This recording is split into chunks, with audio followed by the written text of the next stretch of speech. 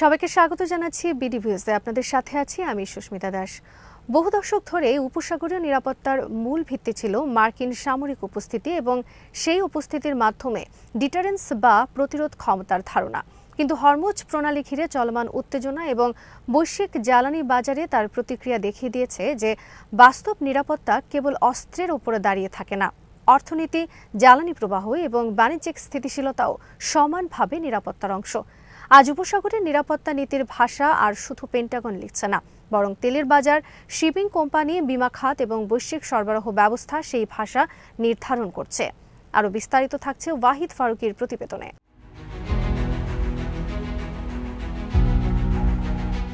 Hormuz প্রণালী এখন কেবল একটি সামুদ্রিক রুট নয়, এটি বৈশ্বিক অর্থনীতির স্নায়ুকেন্দ্র। বিশ্বের বিশাল অংশের তেল ও গ্যাস এই পথ দিয়ে প্রবাহিত হয়। ফলে যখন এই রুট ঝুঁকির মুখে পড়ে তখন এর প্রভাব শুধু মধ্যপ্রাচ্যে সীমাবদ্ধ থাকে না। ইউরোপে শিল্প উৎপাদন ব্যয় বেড়ে যায়, এশিয়ায় জ্বালানি সংকট তৈরি হয়, যুক্তরাষ্ট্রে মুদ্রাস্ফীতি বাড়ে, আর আন্তর্জাতিক বাজারে পরিবহন ও বিমা খরচ একযোগে বৃদ্ধি পায়। জরুরি তেল মজুদ থেকে সরবরাহ ছেড়ে বাজারকে সাময়িকভাবে শান্ত রাখা যায়, কিন্তু তা স্থায়ী সমাধান নয়, কারণ সরবরাহ চেইনের ক্ষতি রাতারাতি পূরণ করা যায় না। তেল, গ্যাস ও পেট্রোকেমিক্যাল প্রবাহে যে অস্থিরতা তৈরি হয় তা কয়েক মাস ধরে বৈশ্বিক অর্থনীতিকে আঘাত করতে পারে।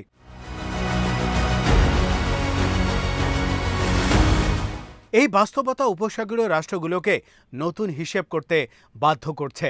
দীর্ঘদিন তারা বিশ্বাস করেছিল যে মার্কিন ঘাঁটি ও সামরিক ছাতা তাদের নিরাপত্তার জন্য যথেষ্ট, কিন্তু সংকটের মুহূর্তে দেখা গেল সামরিক উপস্থিতি থাকলেও তা যুদ্ধের বিস্তার ঠেকাতে পারছে না, বরং অনেক ক্ষেত্রে সেই উপস্থিতি উত্তেজনা বাড়িয়ে দিচ্ছে।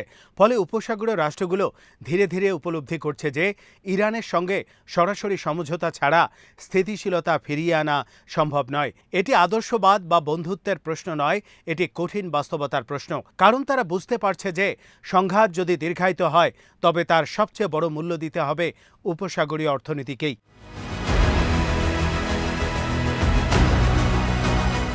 এই প্রেক্ষাপটে সৌদি আরব এক নতুন ধরনের কূটনৈতিক কাঠামোর দিকে এগিয়ে যাচ্ছে, যাকে অনেকে গালফ হেলসিঙ্কি ধারণা হিসেবে দেখছেন। এর পেছনে মূল অনুপ্রেরণা 1970-এর দশকের ইউরোপীয় হেলসিঙ্কি প্রক্রিয়া, যা স্নায়ুযুদ্ধের সময় পূর্ব ও পশ্চিম ব্লকের মধ্যে উত্তেজনা কমাতে গুরুত্বপূর্ণ ভূমিকা রেখেছিল। সেই প্রক্রিয়ায় নিরাপত্তা, অর্থনৈতিক সহযোগিতা, মানবাধিকার এবং বাস্তবায়ন ব্যবস্থার মতো বিভিন্ন কাঠামো ছিল।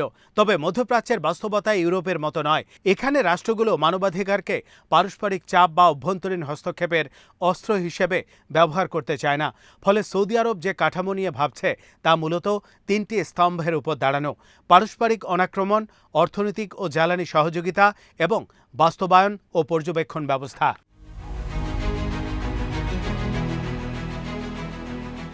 এই ধারণার কেন্দ্রে রয়েছে একটি গুরুত্বপূর্ণ উপলব্ধি: অর্থনৈতিক স্থিতিশীলতা ছাড়া নিরাপত্তা সম্ভব নয়। যদি উপসাগরে প্রতিনিয়ত ড্রোন হামলা, ক্ষেপণাস্ত্র হুমকি এবং সামুদ্রিক অস্থিরতা চলতে থাকে, তবে বিশ্বের বৃহত্তম জ্বালানি উৎপাদক অঞ্চল ধীরে ধীরে বৈশ্বিক অর্থনীতির জন্য ঝুঁকির উৎসে পরিণত হবে। সৌদি আরব বুঝতে পারছে যে দীর্ঘমেয়াদী সংঘাতের মূল্য সামরিক ব্যয়ের চেয়েও বেশি, কারণ প্রতিটি সংকট বিদেশি বিনিয়োগ কমায়, বাজার অস্থির করে এবং উন্নয়ন পরিকল্পনাকে ঝুঁকির মুখে ফেলে।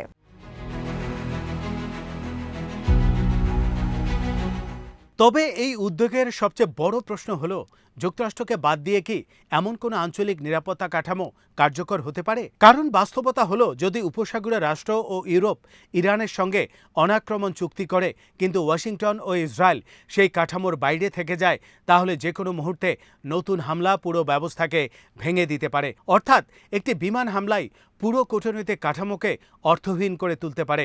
আবার যুক্তরাষ্ট্রকে এই কাঠামোর ভেতরে আনা সহজ নয়, কারণ ওয়াশিংটন এখনও ইরানের সঙ্গে এমন একটি সমঝোতা চায় যা কার্যত আত্মসমর্পণের সমান।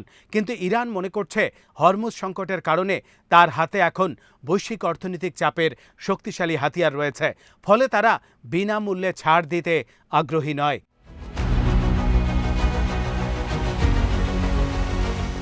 এখানেই সৌদি আরব আর ইউরোপের সামনে তৃতীয় পথ খুলে যাচ্ছে। প্রকৃত অর্থে ওয়াশিংটনকে বাইপাস করা। এর অর্থ হতে পারে উপসাগরীয় রাষ্ট্রগুলো তাদের আকাশসীমা ও জলসীমা ব্যবহার করে ইরানের বিরুদ্ধে সামরিক অভিযান পরিচালনার অনুমতি না দেয়া। এমনকি কিছু ক্ষেত্রে তারা এমন নিষেধাজ্ঞা বাস্তবায়নেও অনীহা দেখাতে পারে যা এই অঞ্চলকে আরও অস্থিতিশীল করে তোলে।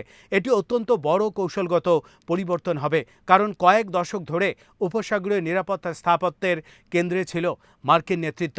এখন যদি উপসাগরীয় রাষ্ট্রগুলো নিজেদের নিরাপত্তা ও অর্থনৈতিক স্বার্থকে অগ্রাধিকার দিয়ে স্বাধীন কূটনৈতিক অবস্থান নিতে শুরু করে, তবে তা পুরো আঞ্চলিক ভারসাম্য পাল্টে দিতে পারে।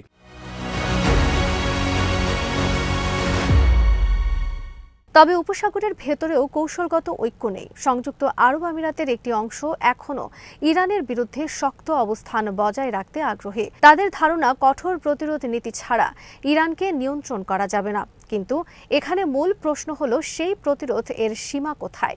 যদি লক্ষ্য হয় কেবল উত্তেজনা নিয়ন্ত্রণ করা, তাহলে তা এক বিষয়। কিন্তু যদি লক্ষ্য হয় ইরানের শাসন ব্যবস্থা পরিবর্তন, পারমাণবিক কর্মসূচি ধ্বংস এবং ব্যালিস্টিক সক্ষমতা সম্পূর্ণ ভেঙে দেয়া, তাহলে তা দীর্ঘমেয়াদী যুদ্ধের দিকে নিয়ে যাবে। আর সেই যুদ্ধের অর্থনৈতিক ও নিরাপত্তাগত মূল্য উপসাগরীয় রাষ্ট্রগুলোর জন্য বিপর্যয়কর হতে পারে।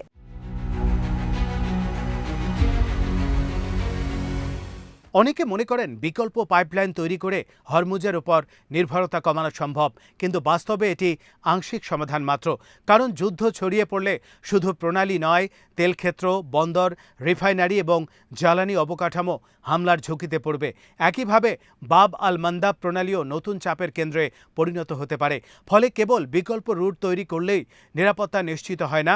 প্রকৃত সমাধান হলো এমন একটি আঞ্চলিক রাজনৈতিক সমঝোতা যা সংঘাতের কারণগুলোকে নিয়ন্ত্রণে আনে।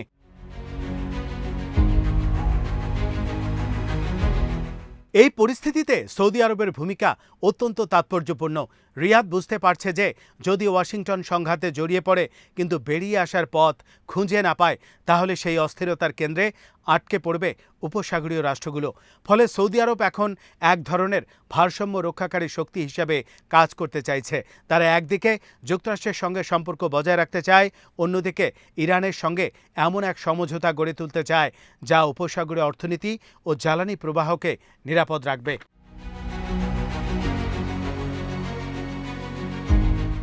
সবশেষে বাস্তবতা হলো, বর্তমান সংকটের সমাধান সামরিক বিজয়ের মাধ্যমে আসবে না।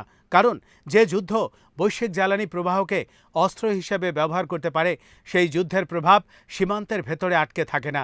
বাজার, মুদ্রাস্ফীতি, সরবরাহ ব্যবস্থা এবং জ্বালানি নিরাপত্তা একসঙ্গে পুরো আন্তর্জাতিক ব্যবস্থাকে প্রভাবিত করে। ফলে উপসাগরের সামনে এখন দুটি পথ খোলা। একদিকে রয়েছে দীর্ঘায়িত সংঘাত যা ধীরে ধীরে বৈশ্বিক অর্থনীতিকে দুর্বল করবে এবং আঞ্চলিক স্থিতিশীলতাকে ধ্বংস করবে। অন্যদিকে রয়েছে এমন একটি বাস্তববাদী সমঝোতা যা অনাক্রমণ, অর্থনৈতিক সহযোগিতা এবং জ্বালানি নিরাপত্তার ভিত্তিতে নতুন আঞ্চলিক কাঠামো তৈরি করতে পারে।